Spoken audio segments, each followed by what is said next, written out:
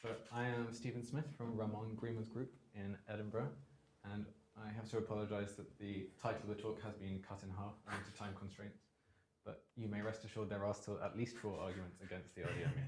And if you're interested in more than 2, you feel like you haven't heard enough today, then come and find me later in the week and I'll explain some more to you. Okay. One of the weirdest and most awkward things about the field of stochastic reaction diffusion studies is the sheer number of different models we have being published every single week to describe different aspects of reaction diffusion. To give you an example of how many models there are, last year in Edinburgh we designed a new model, which we gave a 5-letter long acronym. We submitted it to a journal, we got a review back from the journal, and this review pointed out that exactly the same journal had published a paper 2 years earlier with exactly the same 5-letter long acronym on the subject of stochastic reaction diffusion. So, but was it the same 5 words? 4 of them were the same. And the reviewer wisely suggested that the journal should not publish the same acronymed result.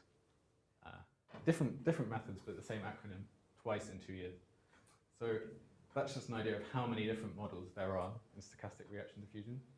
And so I think a good thing to do in these circumstances is to take a step back from deriving new models or applying them to things and ask questions like, of the models that we have already, how do they relate to each other? For example, which models are subclasses of other models, which models are special cases of other models, which models converge to other models in which limits?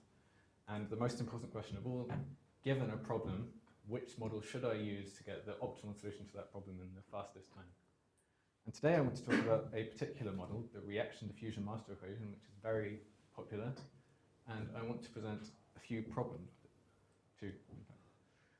2. This is a flowchart which I designed, into which you can put a reaction diffusion problem, ask questions about that problem, and it returns the optimal method to use to solve that problem of some of the more popular ones that there are. I was going to go through this in detail, but because of time constraints, I'll only be discussing 2 of the subclasses here, non-elementary reactions and bimolecular reactions. I will want to argue that the RDME, reaction diffusion master equation, is inappropriate for modeling non-elementary reactions and bimolecular reactions. Can you define non-elementary reaction? Non-mass action kinetics. So things like Michaelis-Menten reactions or Hill-type reactions. Sorry, do you just mean that there's a spatial component you can't assume well mixed? No. You don't mean that? No. I mean, there are reaction rates like 0 order, 1st order, 2nd order, yes. K times V, K times N divided by V. Those are elementary. Non-elementary is anything not of that type. And once we have eliminated non-elementary and bimolecular, that leaves the remaining class of purely monomolecular reactions. And although you might think there are not very many interesting spatial results that you could find in that class, I will, time permitting, give an example of a monomolecular reaction system or a problem from that class for which the RDME helps to give a really nice and surprising counterintuitive solution. But before I do this, I'd like to do a quick overview of some of the main models that we have in stochastic reaction diffusion. The most important one of all is Brownian dynamics, or specifically the Doi model of Brownian dynamics.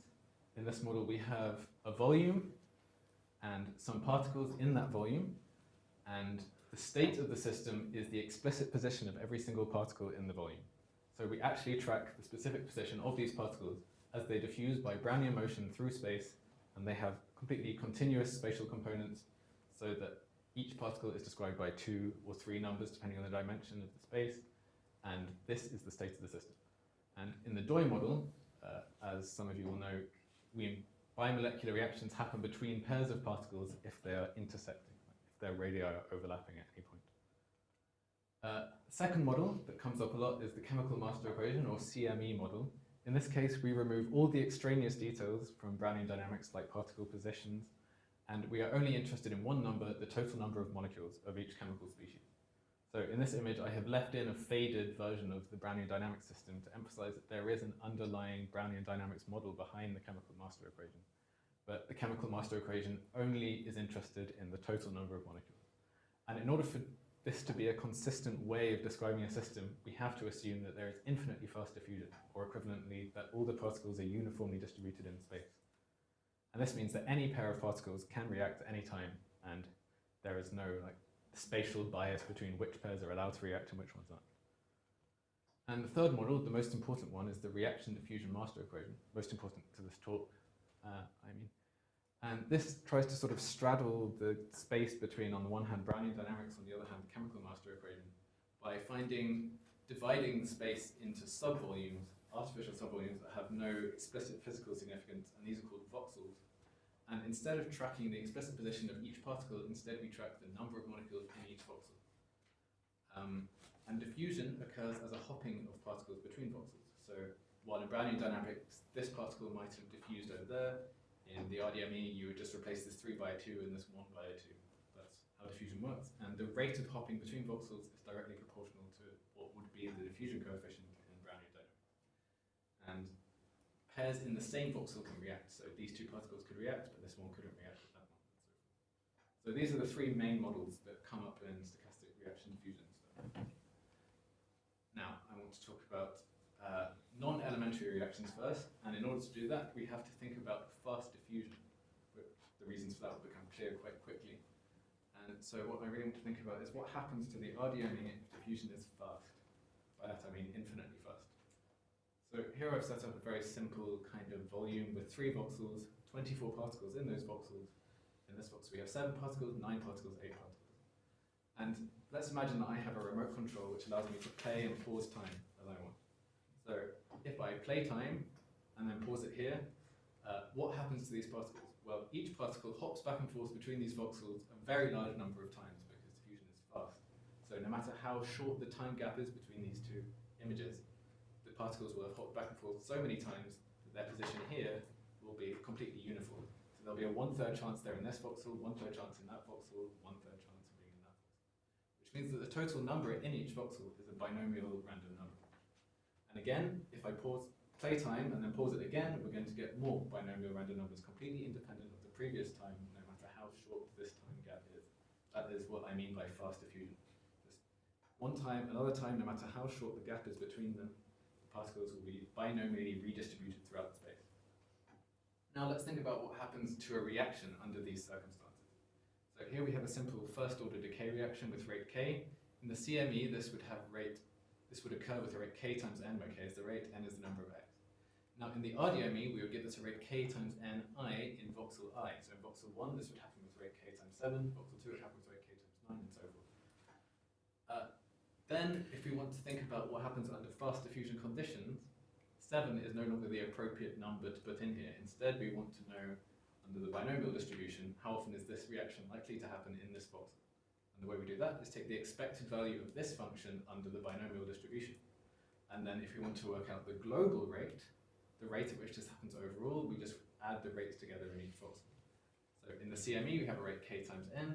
In each voxel of the RDME, k times ni. The global rate, by adding them all up and assuming fast diffusion, is the sum over all the voxels of the expected value of this rate. And if you work out what that is, you just get back kn.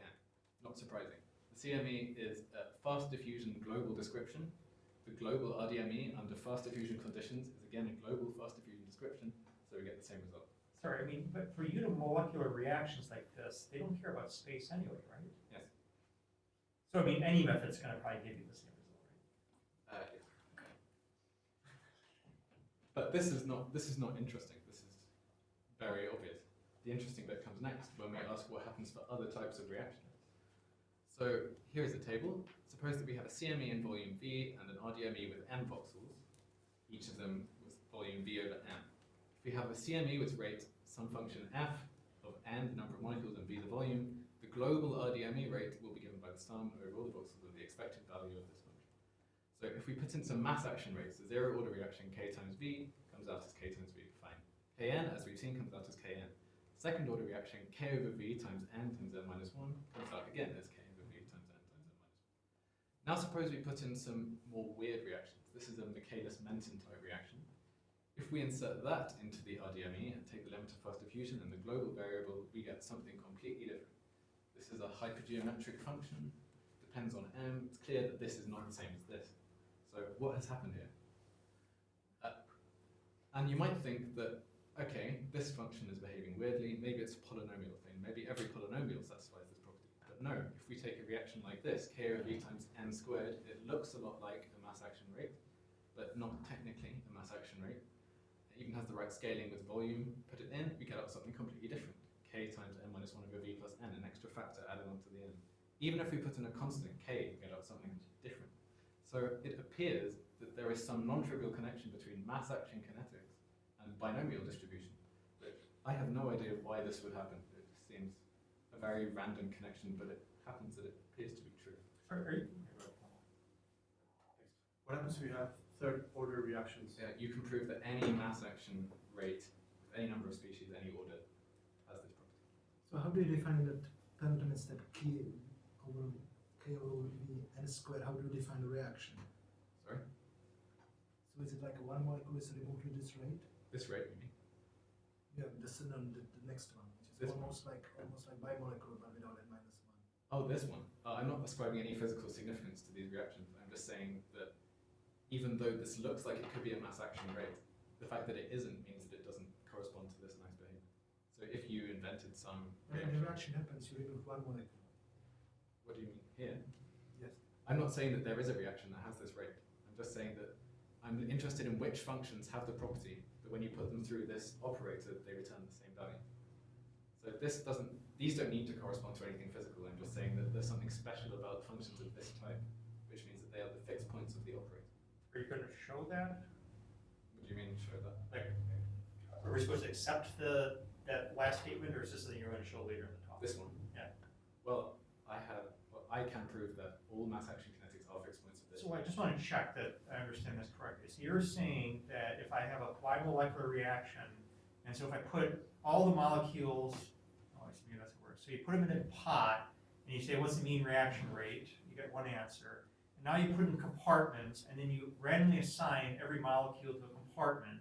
They can only react in pairs within a compartment, and they average over that. You say you're going to get the same result for mass action. They diffuse infinitely quickly. So But I think diffusing infinitely quickly, if I understand correctly, that just means that you're just multinomially or whatever, assigning them to these subpartitions of the pot. Well, they can diffuse or react at any time, and because diffusion is fast, they're much more likely to diffuse before they react.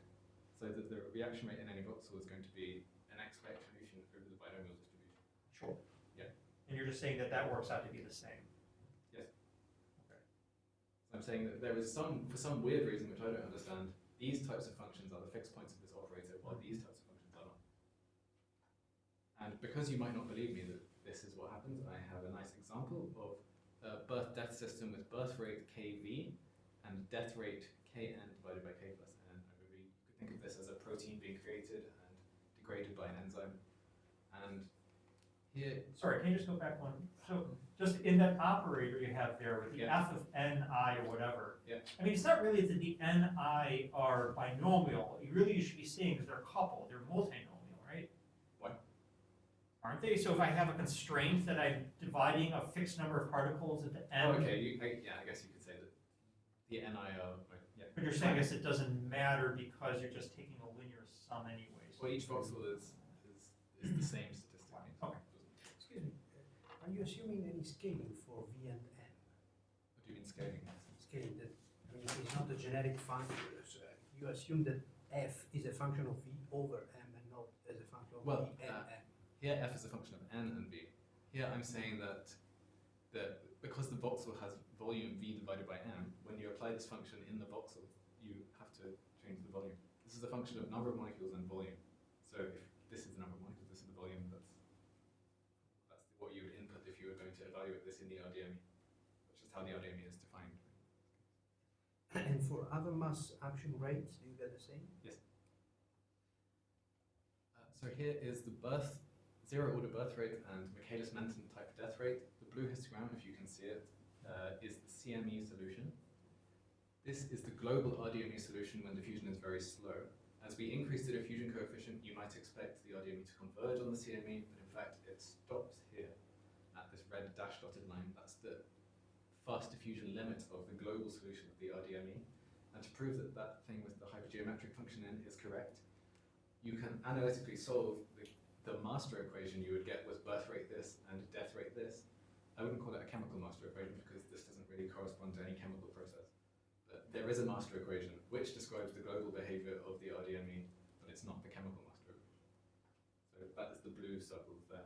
So you can see that it is true that this does converge to this function for some reason. And the interpretation we can make from this is that the RDME cannot be trusted with non-elementary rates, because we know the chemical master equation is valid under these circumstances. It's been proved or demonstrated in several papers, which I can give you the citations for afterwards if you're interested in. So the RDME cannot be correct if we use non-elementary rates because it disagrees with the chemical master equation. And this leads to two rather nice open questions. Firstly, prove that mass action kinetics are the unique fixed points of the binomial expectation operator. I can already prove that they are all fixed points because there is a general form that mass action functions take, but I can't prove that there are no other functions which are also fixed points. So I'd be very nice to know if there were any others, or if there weren't, to prove that there were no others. Secondly, can we find a function with expected value equal to the Michaelis-Menten function? Such a mystery function would, if we used it in the RDME, mean that the RDME would converge onto the CME when diffusion was fast, and so we would have consistency, at least in this case. So if there is such a function, there may not even be one, but if there is, it means we can at last use the RDME in a fairly consistent way. It may not actually be accurate, but at least we have this consistency. And if you're interested in more details of the derivation, proof, examples, etc., look at our paper, Breakdown of the Reaction-Diffusion Master Equation with Non-Elementary Rates, published a couple of weeks ago. Sorry, you have the 0th order reaction on the bottom as an example of something that doesn't work. Like if you have constant rate. The zeroth order reaction Zeroth is order, this yeah. one. If it's just a constant, it's not technically a mass action. Right, so I'm wondering, because I would think of that as 0th order. Like, Yes, but it has to have the appropriate scaling with volume for it to I take see. So you're Right. assuming Oh, I the see. number of particles is proportional to volume? No. But there is a technical definition of mass action rates by someone called Potts. Yeah, I know, Also but by Van Kampen and stuff. Testing, you're saying things work out if every molecule has some fixed rate to decay, and by increasing the volume, presume I'm increasing the numbers and the density is constant, right? This is just a fact about the binomial distribution and some functions corresponding to it. It may or may not have any physical significance.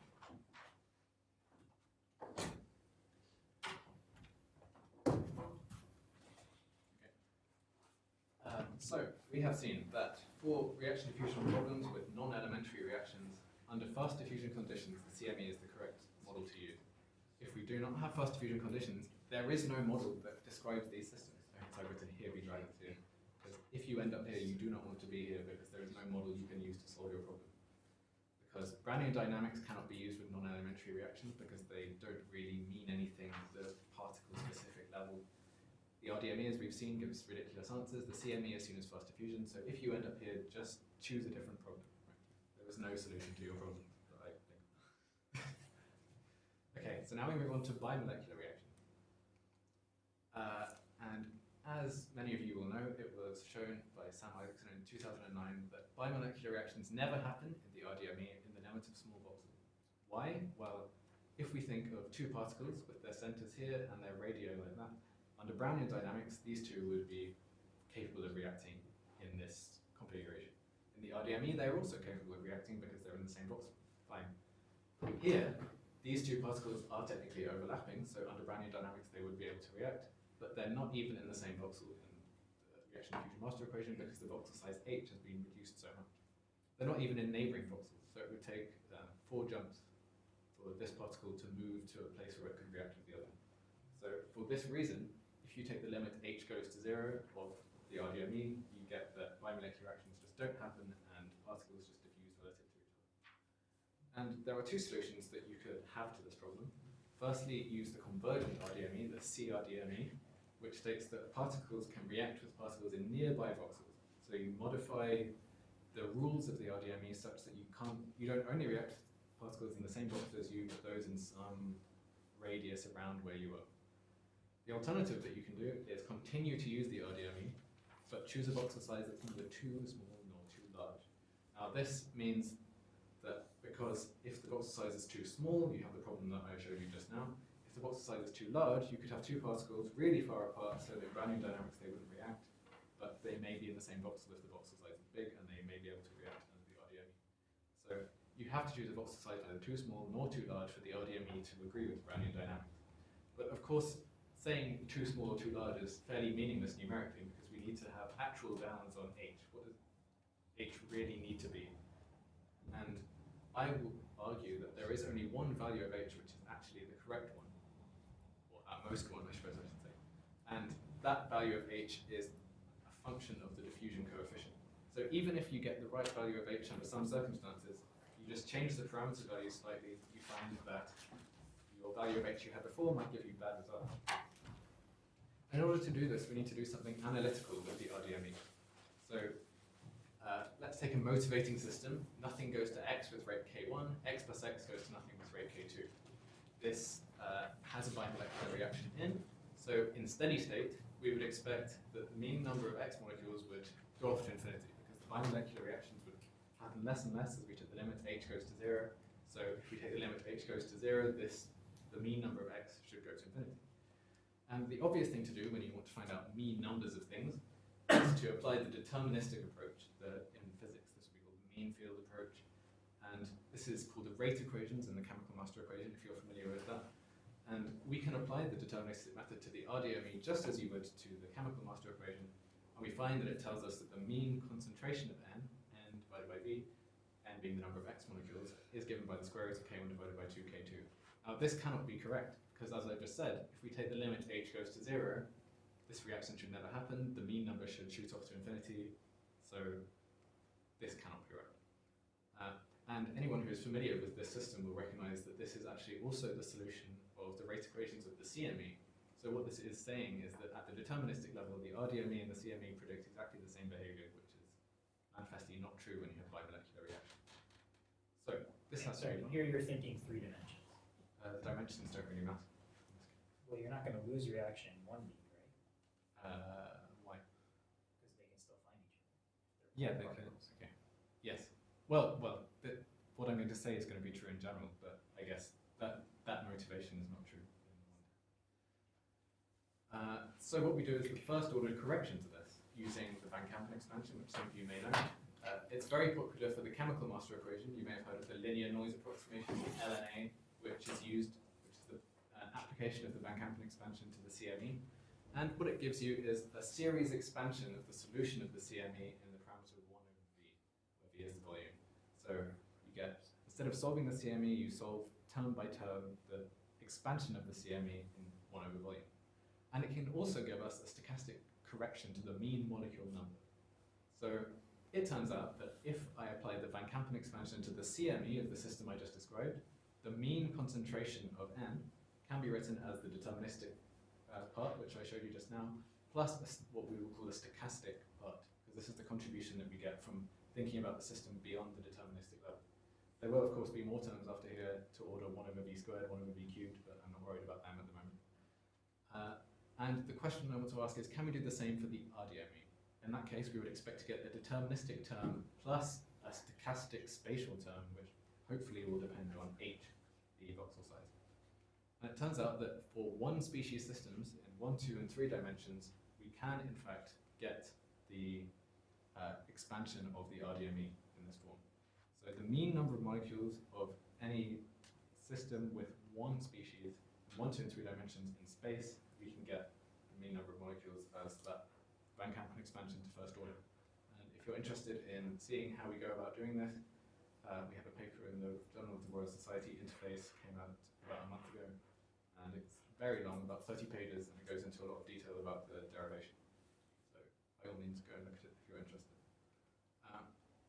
And if we actually evaluate what this expansion is for the example in question, we find that the mean number of molecules is a deterministic term plus a stochastic term times the spatial correction to the stochastic term that we got from the CME. And you'll notice that if we take the limit as d goes to infinity, this term becomes 1, we get back to the CME result. Again, if we choose h squared equals 1, that corresponds to having only one voxel in your system. This again equals 1, and we get back to the CME result. So everything is fairly consistent, and of course we have dependence on h there as well, so everything is working out good. But how does this expression compare with Brownian dynamics? Because the whole point of this was to try and work out what the H dependence really implies for Brownian dynamics and the RDME. So here is a graph of the mean number of molecules of the birth and dimerization death system I was talking about as a function of diffusion coefficient. The red error bars correspond to the mean of 10 very long Brownian dynamic simulations for each diffusion coefficient, and this is the standard deviation of those 10. The solid lines correspond to that formula I just showed you, which is the first order correction to the mean of the RDME when you, well, this one, for different values of H. Here we have H equals 1, which corresponds to the CME, hence no dependence on diffusion coefficient. And for different values of H, we get different ideas of how it should depend on diffusion coefficient. So down here, when diffusion is very fast, you notice that everything agrees. No matter what value of H we choose, we get the right behavior, and it agrees with Brownian dynamic. Great. But if we take diffusion a little slower, here, say diffusion coefficient around 5, we find that the best value of H we can choose is 1 over 6. If we go a little further down, we get diffusion coefficient around 1. The optimal value of H is around 1 over 8. If we go down a little further, diffusion coefficient around 1/2, the optimal value is around 1 over 10. So what this is telling us is that even if we can find the optimal value of H, it's not enough because we need to know how it depends on diffusion coefficient as well. For example, if you worked out that you did Brownian dynamic simulations, you discovered that if you did the RDME with H equals 1 over 6, you got good agreement. Then you change your parameter values and you still continue to use this value of H, but for different diffusion coefficients, you're going to be predicting around 8 molecules when in fact you should be predicting around 14. So even getting the right value of H is not enough. You need to know how it depends on diffusion coefficient and other parameter values as well. And you'll also observe that there is some very sensitive dependence on the value of H. Some authors suggest ranges for H, like 1 order of magnitude larger than the size of the particle. In this case, the particle diameter is 1 over 20. So if we choose that value of H, we are meant to choose H 1/2 or greater, which puts us in this region here. So sort of intuitional arguments about what range of H to choose don't really do enough, because you can see that this is not going to give us anything like what we need to see.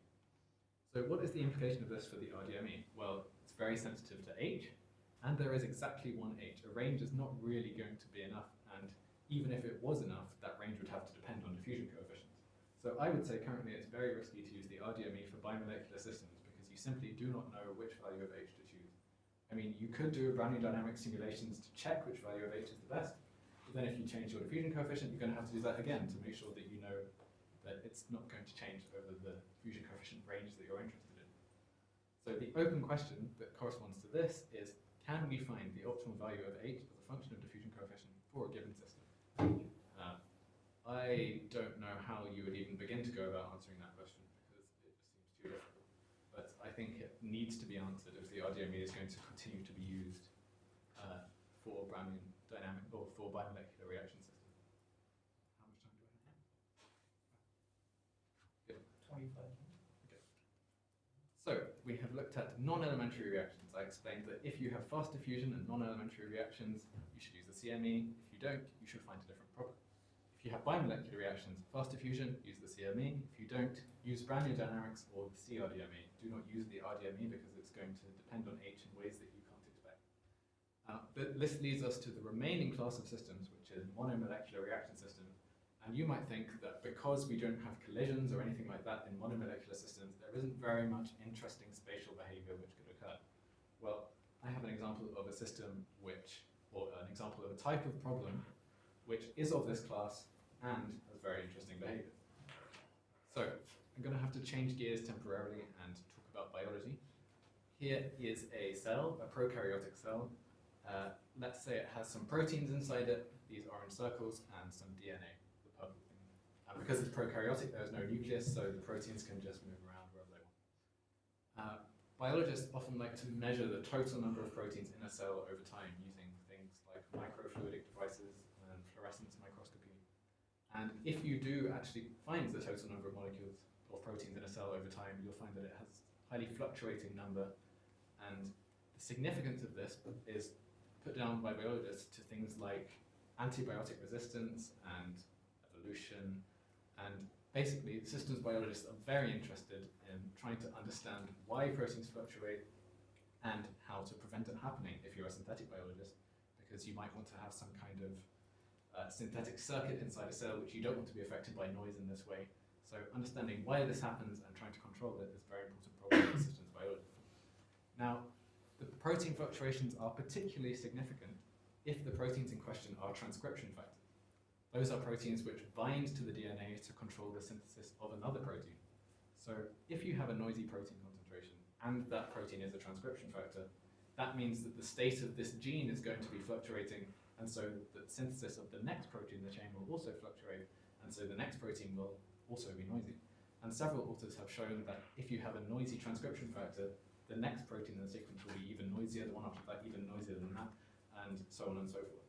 So understanding the noise in transcription factor concentrations is a very important problem in systems biology. But the problem is that protein numbers are typically measured on the scale of the whole cell, whereas in fact, if we're interested in what I was talking about, the noise propagation through this genetic sequence, we're really only interested in the noise in a region around a binding site. Why? Well, because if these proteins all vanished, we would see a huge change in the global protein number, but it would make no difference to the state of the gene. Whereas if all these proteins suddenly diffused into this region, we would see no change in the global protein number, but we'd see a huge change in the state of the gene, or the probabilistic state of the gene. So what we measure really is the global fluctuations on a graph like this. And what we're actually interested in is the local fluctuations here. So this is what we can measure, and this is what we want to infer from what we can measure. Now, noise is the classic measure of normalized variability. It's a dimensionless measure. It's the variance of some signal divided by the squared mean of that signal. It's also known as the coefficient of variation squared in some areas. And the question I want to ask is, how does the local noise in a subvolume, eta squared L, relate to the noise globally, eta squared G? So if we look at the signal, we calculate the mean and the variance, calculate the noise, and then we want to infer the variance and the mean of this signal. Well, it turns out that we can relate them exactly under two conditions, very fast and very slow diffusion, if we assume monomolecular reactions. So for slow diffusion, consider a volume V, we think of the whole cell maybe, and a subvolume Vs, which we think of as the region near a binding site. And we attempt to write the local distribution, Q, the probability of having m molecules in your subvolume Vs, in terms of the global distribution, P, the probability of having n molecules in your total volume V. What slow diffusion implies is that there is no transport into or out of Vs. So the behavior in the subvolume Vs is essentially a microcosm of the global behavior in the entire volume V, which means that we can evaluate Vs by simply evaluating the global distribution at these values. So QMBS is simply the probability of having m globally. If the global distribution was in a volume Vs, it would look the same as the local distribution. And for monomolecular systems, you can actually prove that the mean and variance of distributions scale linearly with the volume. So eta squared L, defined as the local variance divided by the local mean squared. The local variance is simply a rescaled global variance. The local mean is simply a rescaled global mean, and so the local noise is simply a rescaled global noise. And you'll notice that because Vs has to be smaller than V, this is greater than 1, and so the local noise is guaranteed to be larger than the global noise. Now what happens if we assume fast diffusion? Well, we've already discussed fast diffusion, and we found it was closely related to the binomial distribution. And it turns out that using the theorem of total probability, you can get the probability of having m molecules in the subvolume Vs. You write it as a sum of the global probability multiplied by the binomial EMF. And if you go through the motions and sum over m multiplied by m squared, etc., you get the mean and variance of Q in terms of the mean and variance of P. And if we use the properties of the binomial distribution, you find that the local noise when diffusion is fast can be written as the global noise plus 1 over the global mean multiplied by V divided by Vs minus 1. Again, this value is strictly positive, this is strictly positive, so this again is larger than the global noise. So both when diffusion is very fast and very slow, the local noise is guaranteed to be larger than the global.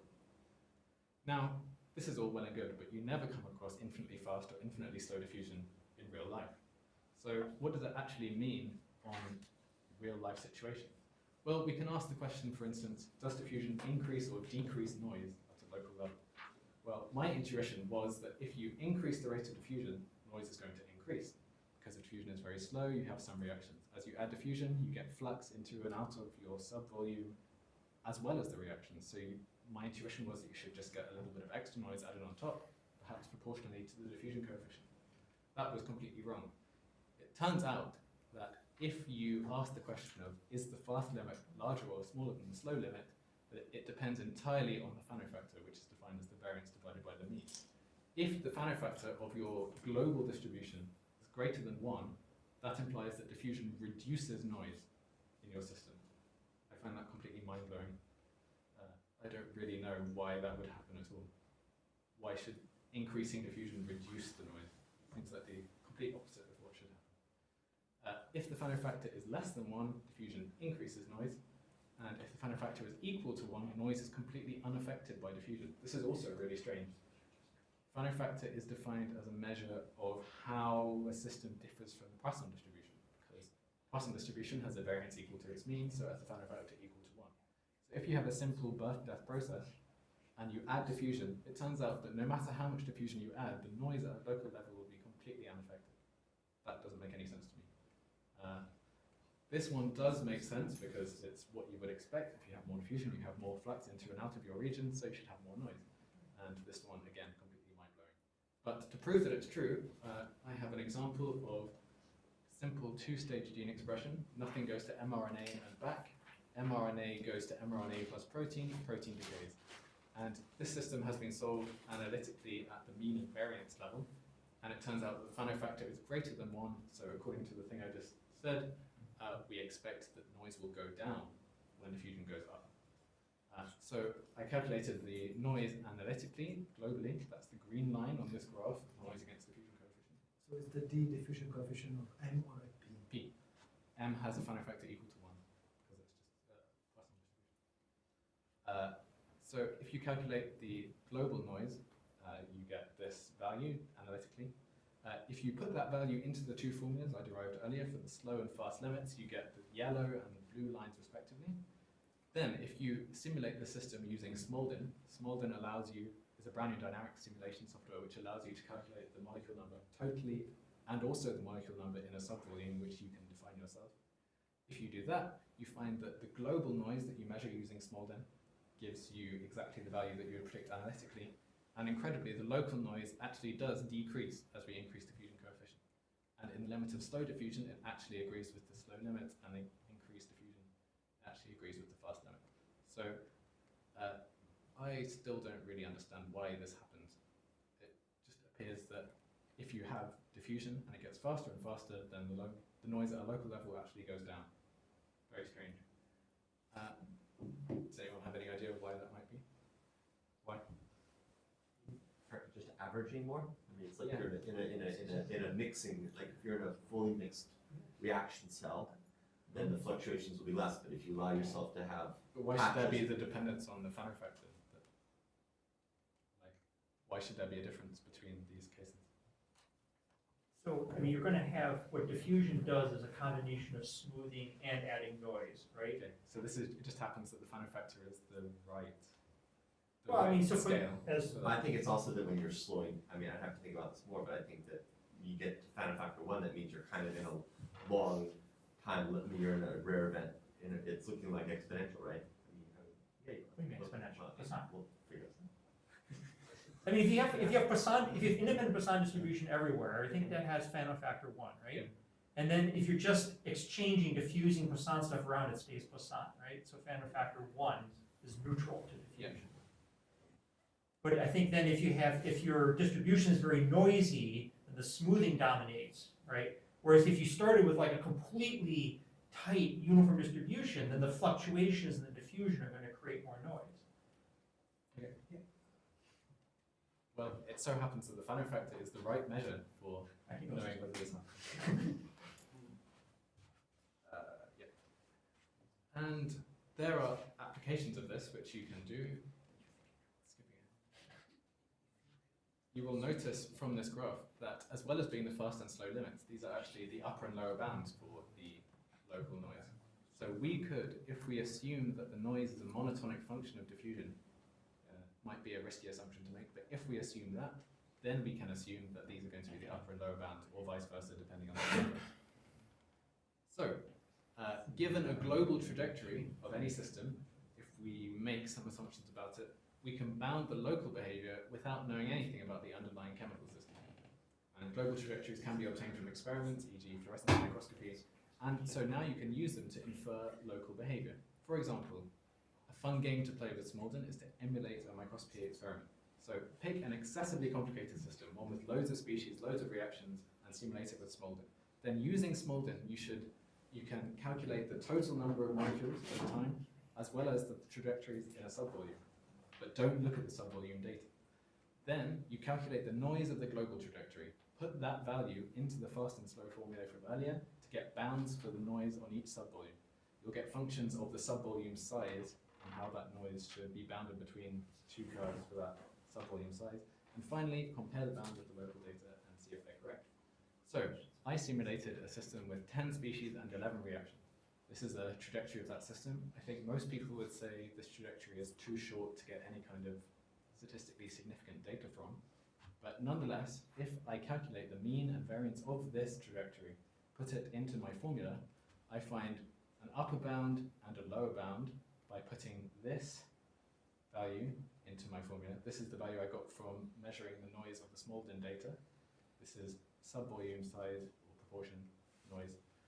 If I put that value into my slow and fast formula, I get this curve and this curve. And then if I look at the data I got from Smolden in the local regions, I got these crosses.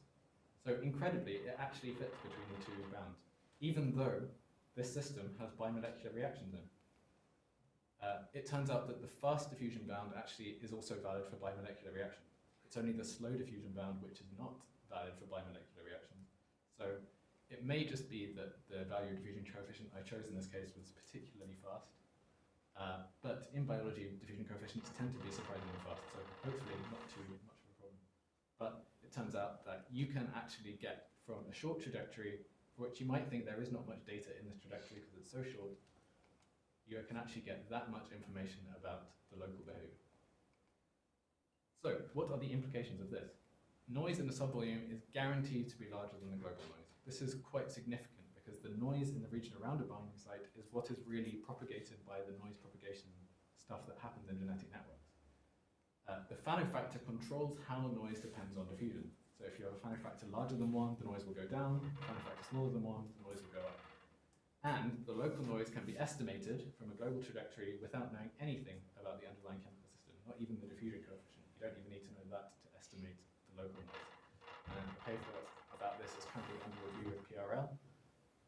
If you're interested, I can show you the actual proofs of the stuff that I derived later on this week. So, what can I say to conclude? Well, I showed you earlier the RDME is not appropriate for modeling non-elementary or bimolecular reactions. I suggested some open problems which could fix the RDME for both scenarios such that it is suitable for modeling non-elementary and bimolecular reactions. And I showed you that despite this, the RDME can still help solve complex and interesting problems like the difference between local and global noise and how that depends on diffusion coefficient. Thank you for this.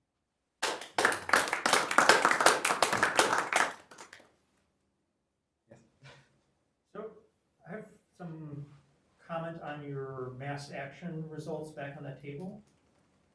So I'm just going to give you my understanding of trying to get the intuition behind this, which is that I think here's what's going on with why the mass action rates are special and stay fixed by an elementary reasoning, which is that essentially the way mass action works is you can think, I'm going to pick, like if I want to do a trimolecular reaction, just to take an example. So I'm just going to look at every triplet of molecules in my volume and then give them some probability to react over the next short time step, right? And so that's what you would get from, and then you can either label the order the triplet or take unordered triplets, but the way you write it down, you order the triplets, first particle, fourth, and seventh. So what's happening when you chop it up into m volumes is now when you pick a triplet, not only must it pass your initial rate, it must also all be in the same volume, right? And that happens with probability 1 over m to the number of particles minus 1 reacting, which is precisely countered by your volume scaling v, so that when you cut into m compartments, you're accelerating your rate by precisely a factor that counters the probability that they're all in the same compartment. And somehow this should work if mass action means anything, because you can think of these compartments as being artificial subdivisions, and that shouldn't affect the physics of what's happening, right? I don't know how to go from that to saying that the mass actions are the only ones that are going to work this way, but that's my intuition for how that result works. This still holds if you assume that all the voxels have different volumes. Does that affect what you said? No, because the probability still is, it's still the probability gets weighted the same way. Any other questions? Or solutions to the problems that I don't know?